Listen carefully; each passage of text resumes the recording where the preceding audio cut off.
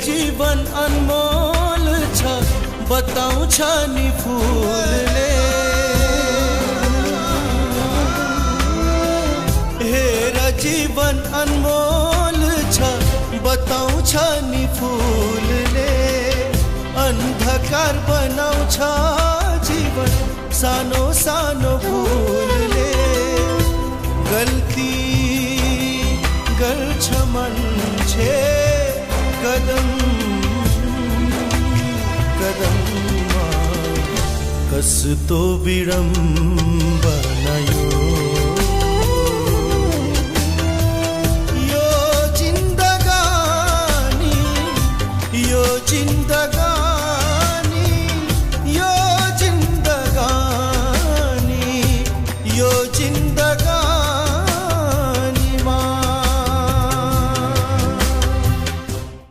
Oof, what a word suicide is. Hard to say, hard to hear, and hard to believe.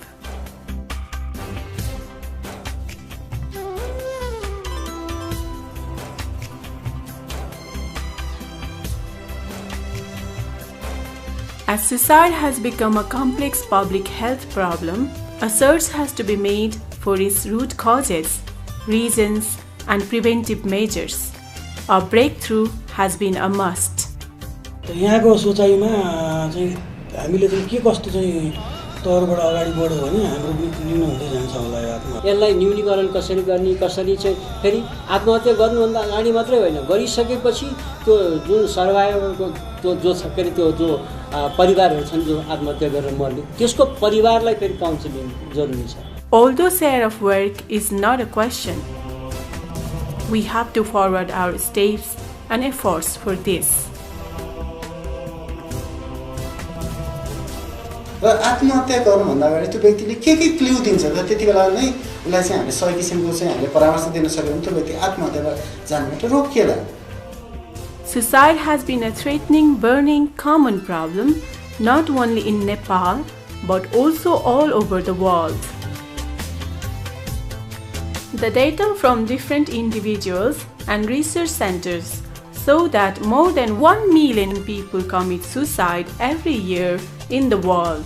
And in Nepal, the annual data is more than 3,000. But the answer to the questions, why do people commit suicide?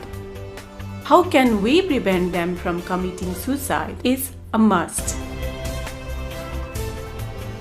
हाम्रो मन छ मस्तिष्क छ त्यसमा चाहिँ केही समस्या भयो भने हामीहरू चाहिँ सर्भिस सिक गर्दैनौँ यो हामी आम नेपालीहरूको नै बानी छ त्यसलाई चाहिँ त्यो ट्रेन्डलाई चाहिँ चेन्ज गर्नुपर्छ। Most of the people seek for help from someone and like to talk to someone for help and sympathy. If we listen to them sincerely and counsel them in a practical way, suicides can be minimized.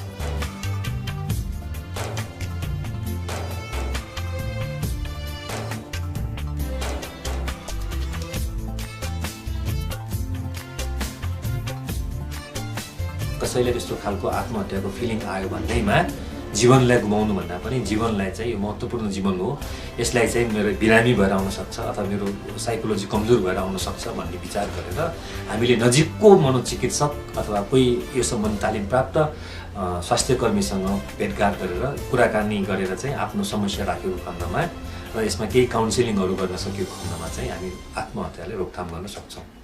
Someone's keen days,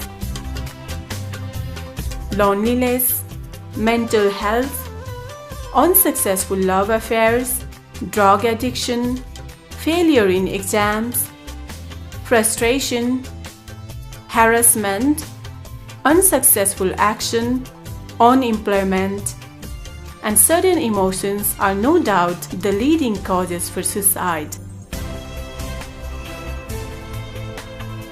अनुत्तीर्ण हुँदा अथवा भने जस्तो अङ्क नआउँदाखेरि उनीहरूले त्यसलाई नै सहन नसक्ने खालको अवस्था जुन आइराखेको छ, त्यस्तो खालको दबाब दिने र उनीहरूलाई अत्यन्त त्यसलाई सहनै नसक्ने खालको जुन अवस्था आइराखेको छ, त्योबाट मुक्त हुनुको लागि चाहिँ अब परिणामलाई सजिलैसँग स्वीकार गर्न सक्ने भावना जागृत गराउनु पर्छ।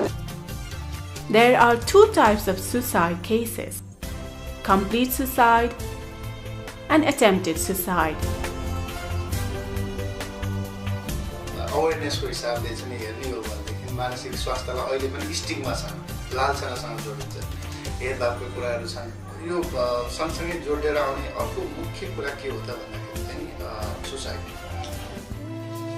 High ambition in youth, economic dependency of women, single living, lack of awareness, poverty, conservative tradition, and lack of education are leading factors of suicide. एकदम स्ट्रेट गरिहाल्नुपर्ने र हामीहरूले एकदमै ध्यान दिनुपर्ने चाहिँ मानसिक रोग नै हो, त्यसमा पनि डिप्रेसन नै हो। डिप्रेसन मात्र गऱ्यो भने पनि 70% हामी बचाउ गर्न सक्छौँ।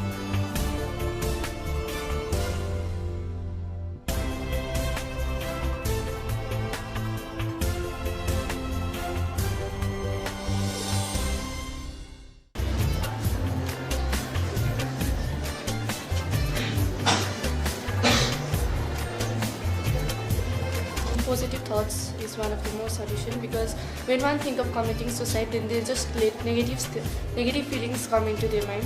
So we have to see positive of everything, and we should know that in life we have to experience both good and bad things.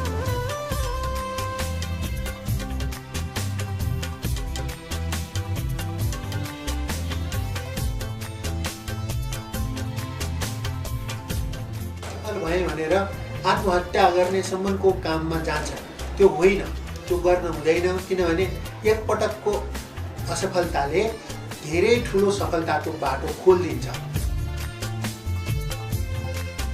विद्यालयले पनि परीक्षा भनेको चिज चाहिँ सहज र सरल हो। हामीले भनेका छौँ कि हवा यसरी फैलाएका छौँ कि हामीले एसएलसी परीक्षा चाहिँ आइरन गेट हो भन्छौँ। आइरन गेट भनेर भनेको चाहिँ मान्छेलाई कस्तो गाह्रो होला भन्ने किसिमको एकैचोटि चाहिँ मनोवैज्ञानिकता चाहिँ फैलाइदिने चलन छ। त्यो कुरालाई हटाएर यो चाहिँ नियमित परीक्षा हो, जस्तो चाहिँ 5, 6, 7, 8, 9 क्लासमा जसरी परीक्षा दिन्छ 10 क्लासमा दिने पनि वार्षिक परीक्षा हो, सहज हो। यसमा फेल भयो भने फेरि दिन पाइन्छ।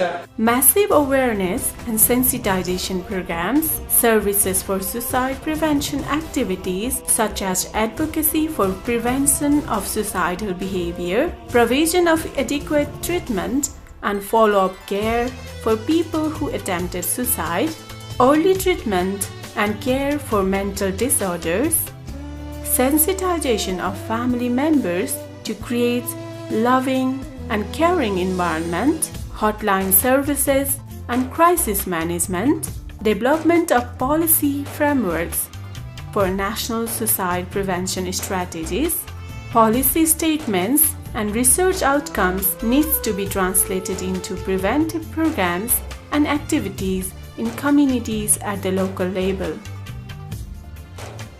जसले आत्महत्या सम्बन्धी त्यस्तो गरौँ भन्ने जाने त्यस्तो फिल भएको छ भने कृपया उहाँलाई के भन्न चाहन्छु भने मैले जुन ठाउँमा तपाईँ बसेर त्यस्तो चाहिँ भावना जागेको छ त्यो ठाउँ छोडेर कुनै नयाँ ठाउँमा रिफ्रेस हुने ठाउँमा जानुहोस्, तपाईँलाई त्यो भावना आउँदैन।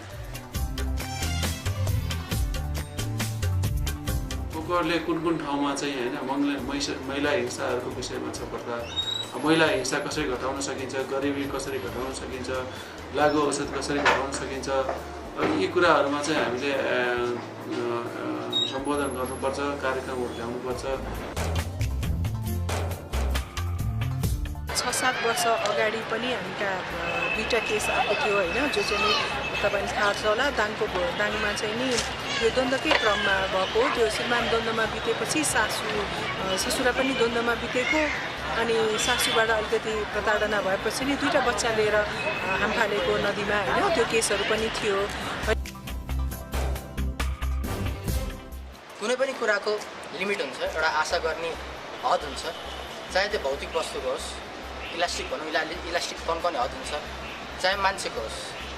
मान्छेबाट कति आशा राख्ने भन्नुहुन्छ, आशा साथीहरूले राख्छन्, यसले त स्योर डिस्टिङसन हाल्छ। परिवारले राख्छन् मेरो छोराले धेरै राम्रो पढ्छ यसले त 90% घटाउँछ र त्यो आशामा मान्छेले एउटा झिनो आशा आफूमा पनि पलाउन थालिसक्छ। त्यसरी अब रिजल्ट आउँछ 60%, 50% अथवा फेलै भन्छ। यसरी झिनो आशा अरूको आड भरोसाबाट पाउँदा पाउँदै आफू खुड्किला चढ्दा चढ्दै खुड्किलो फुट्छ र आफू चाहिँ नि एक्लो भएको महसुस हुन्छ। त्यस्तो अवस्थामा मान्छेहरूले अहिले आत्महत्या गरेको अवस्था छ। त्यो चाहिँ सामाजिक कुरीतिको कारणले पनि अहिले नेपालमा म्याक्सिमम रूपमा आत्महत्याको विरोध बढिरहेको देखिन्छ। We, every individual, must do something from our side too for its prevention. Who knows what happens in the future? A small help to them may prevent ourselves from committing suicide. So let's manage our life to live and live for others.